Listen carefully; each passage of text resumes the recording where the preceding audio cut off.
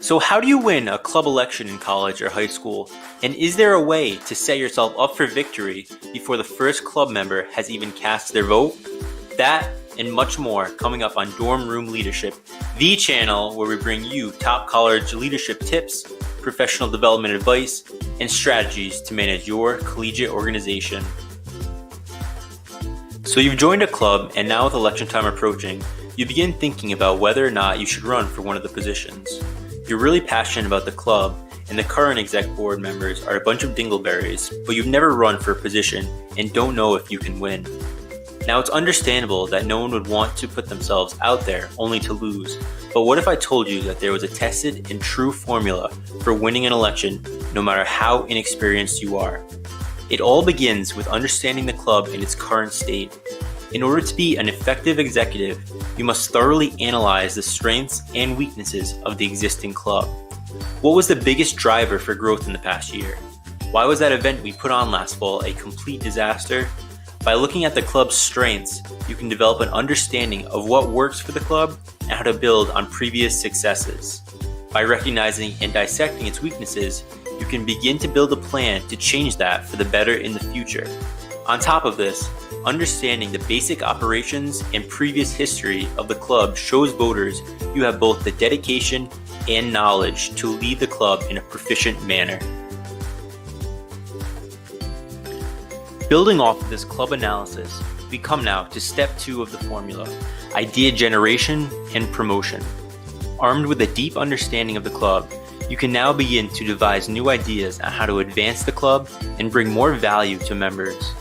In my opinion, this is the single most important aspect of running for a position.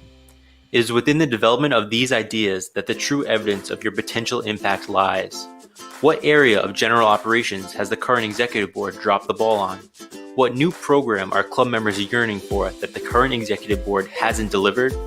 While I don't advise directly bashing the incumbent executive board, it is definitely worth asking yourself these questions and creating solutions you can include in your election speech. During this phase of election planning, it would definitely benefit you to reach out to other club members to run your ideas by, and more importantly, ask what ideas they would like to see implemented. Doing this will build rapport and show them you are serious about serving club constituents.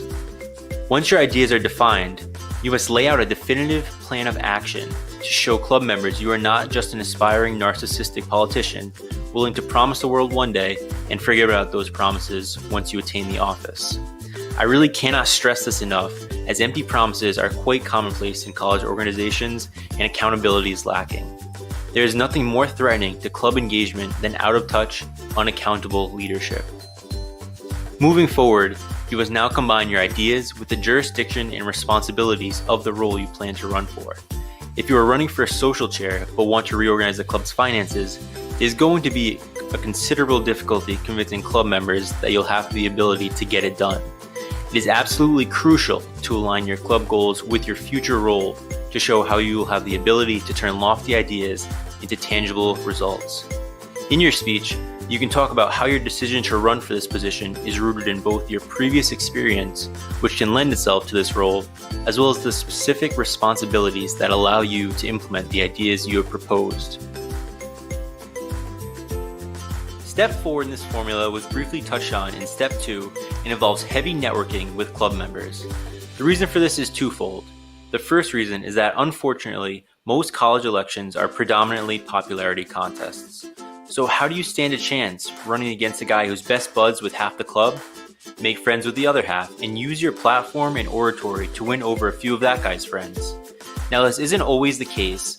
With honor societies and other clubs, you can only join as a junior, and a couple months later, elections are held. Established friend groups mean less, and there's a greater focus on the speech and credentials of the candidate.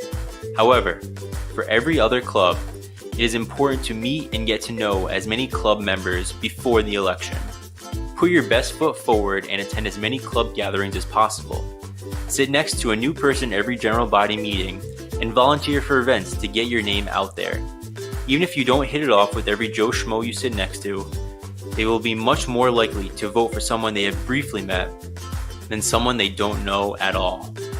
Another powerful technique to set yourself up for success in a coming election is to express your interest to the current executive in your desired role. Most executives only serve for a year before either moving up to a greater role or moving on altogether to other interests. By volunteering to help out a sitting exec, you can learn and practice the skills and duties required of that role, a powerful speaking point during your election speech, and potentially win an endorsement or at least a vote from the executive.